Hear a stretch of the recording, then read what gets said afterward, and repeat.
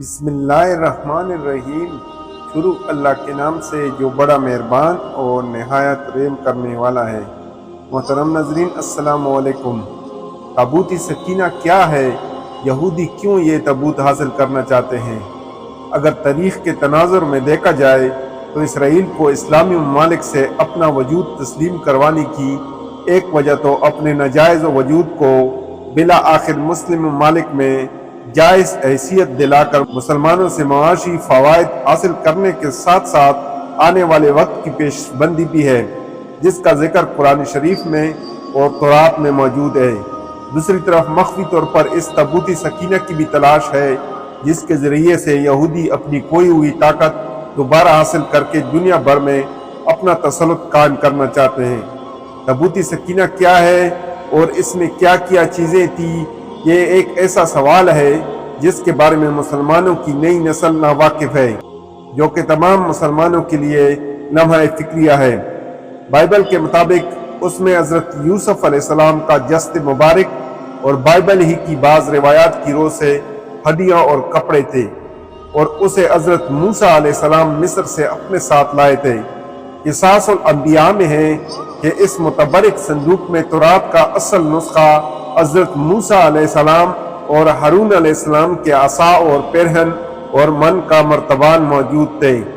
اس تابوت کے بارے میں اللہ تعالیٰ قرآن مجید سورۃ البقرہ آیت 248 میں ارشاد فرماتے ہیں، اور انہیں ان کے نبی نے کہا کہ اس طالوت کی بادشاہی کی نشانی یہ ہے کہ تمہارے پاس صندوق تابوت آئے گا، اس میں تمہارے رب کی طرف سے سکینت ایک تسلی ہے، اور آل موسیٰ اور آل ہارون نے جو کچھ چھوڑا تھا اس میں سے باقی ماندہ چیزیں ہیں، اسے فرشتے اٹھائے ہوئے ہوں گے۔ بے شک اس میں تمہارے لیے یقیناً ایک نشانی ہے اگر تم مومن ہو۔ اس آیات مبارکہ سے واضح ہوتا ہے کہ وہ صندوق اللہ تعالیٰ کی طرف سے طالوت کے بادشاہ مقرر ہونے کی نشانی تھا۔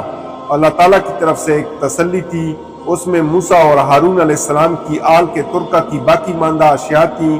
حضرت سیدنا آدم علیہ السلام کے دنیا میں تشریف لانے کے بعد اللہ عز و جل نے انہیں شمشاد نامی درخت کی مضبوط لکڑی سے بنا ہوا اور سونے کا کام کیا ہوا 3 گز لمبا اور 2 گز چوڑا ایک انوکھا صندوق عطا فرمایا، جو کہ منتقل ہوتا ہوا حضرت سیدنا موسیٰ علیہ السلام تک جا پہنچا۔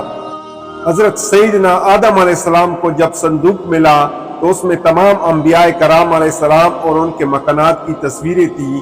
سید الانبیاء حضرت محمد مصطفیٰ صلی اللہ علیہ وآلہ وسلم اور آپ کے مقدس مکان کی تصویر ایک سرخ یاقوت یعنی لال قیمتی پتھر میں تھی۔ اس تصویر میں آپ صلی اللہ علیہ وآلہ وسلم نماز کی حالت میں تھے، جبکہ آس پاس صحابہ کرام علیہ السلام موجود تھے۔ یہ تصویریں قدرتی تھی، انسان کی بنائی ہوئی نہ تھیں۔ جب حضرت سیدنا موسیٰ علیہ السلام کو یہ صندوق ملا تو آپ اس میں اپنا خاص سامان رکھنے لگے۔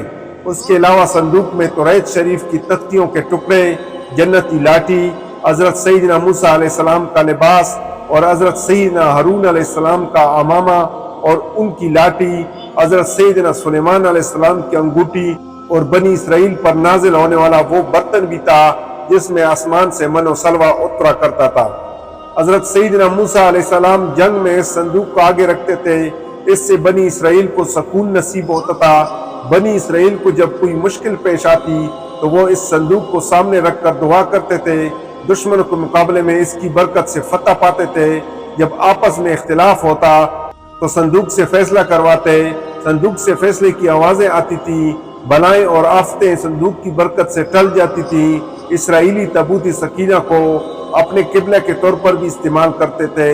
تاریخ کی کتابوں کے مطابق حضرت داؤد علیہ السلام نے تابوت سکینہ کے تحفظ کے لیے ایک مضبوط عمارت تعمیر کرنے کا فیصلہ کیا۔ یہ عمارت حضرت سلیمان علیہ السلام کے دور میں مکمل ہوئی اور اسے ہیکل سلیمانی کا نام دیا گیا۔ جب بنی اسرائیل اللہ تعالیٰ کی بہت زیادہ نافرمانی کرنے لگے تو ان پر یہ غضب ہوا کہ قوم عمالقہ کے بہت بڑے لشکر نے حملہ کر کے ان کی بستیاں تباہ کر ڈالی اور یہ انوکھا صندوق بھی اٹھا لے گئے۔ اس کے بعد قوم عمالقہ نے صندوق کو گندی جگہ رکھ کر بے ادبی کی، جس کے نتیجے میں وہ مختلف بیماریوں کا شکار ہو گئے اور ان کی 5 بستیاں ہلاک ہو گئیں۔ انہیں یقین ہو گیا کہ یہ سب مقدس صندوق کی بے ادبی کا نتیجہ ہے، چنانچہ انہوں نے صندوق ایک بیل گاڑی پر رکھ کر بنی اسرائیل کی بستیوں کی طرف چھوڑ دیا۔ وہ صندوق 4 فرشتوں کی نگرانی میں اس وقت کے نبی حضرت سیدنا شموئیل علیہ السلام تک پہنچا۔ یوں بنی اسرائیل کو دوبارہ یہ عظیم نعمت حاصل ہو گئی۔ اس واقعے کے بعد بنی اسرائیل نے ہیکل سلیمانی کو دوبارہ تعمیر کیا۔ بعد ازاں رومیوں نے حملہ کیا اور اسے ایک بار پھر نشانہ بنایا۔ بعض تاریخ دانوں کا کہنا ہے کہ اہل بابل اسے اپنے ساتھ لے گئے، جبکہ ایک رائے یہ بھی ہے کہ اسے آسمان پر اٹھا لیا گیا۔ جبکہ یہ بھی کہا جاتا ہے کہ قیامت کے قریب حضرت سیدنا امام مہدی جب تشریف لائیں گے تو وہ اس صندوق کو فلسطین کی تبریہ نام کی ایک مشہور جھیل سے نکالیں گے، جبکہ ایک قول کے مطابق آپ اسے ترکی کے شہر انطاکیہ کی کسی غار سے نکالیں گے۔ جب حضرت عمر رضی اللہ تعالیٰ عنہ نے اس سرزمین کو فتح کیا تو رومیوں کے کلیسا سے کچھ فاصلے پر دعا فرمائی، جہاں مسجد اقصی کی تعمیر کی گئی۔ یہودی دعویٰ کرتے ہیں کہ جس جگہ مسجد اقصی واقع ہے وہاں ان کا معبود تھا۔ مسلمان اس جگہ کو اپنے لیے مقدس جانتے ہیں، مگر یہودیوں کا عقیدہ ہے کہ مسجد کو شہید کر کے اس کی جگہ ہیکل سلیمانی کی دوبارہ تعمیر کی جائے گی، اور وہ ہیکل کی ایک پسماندہ دیوار میں واقع دروازے کے متعلق بھی سمجھتے ہیں کہ یہ قیامت سے قبل ان کے بادشاہ کی واپسی کا راستہ ہے۔ وہ سمجھتے ہیں کہ جب اس دروازے سے ان کا بادشاہ نکلے گا تو اس کے پیچھے تمام مردے اٹھ کھڑے ہوں گے۔ البتہ مسلم روایات کے مطابق یہودیوں کا بادشاہ دجال ہے۔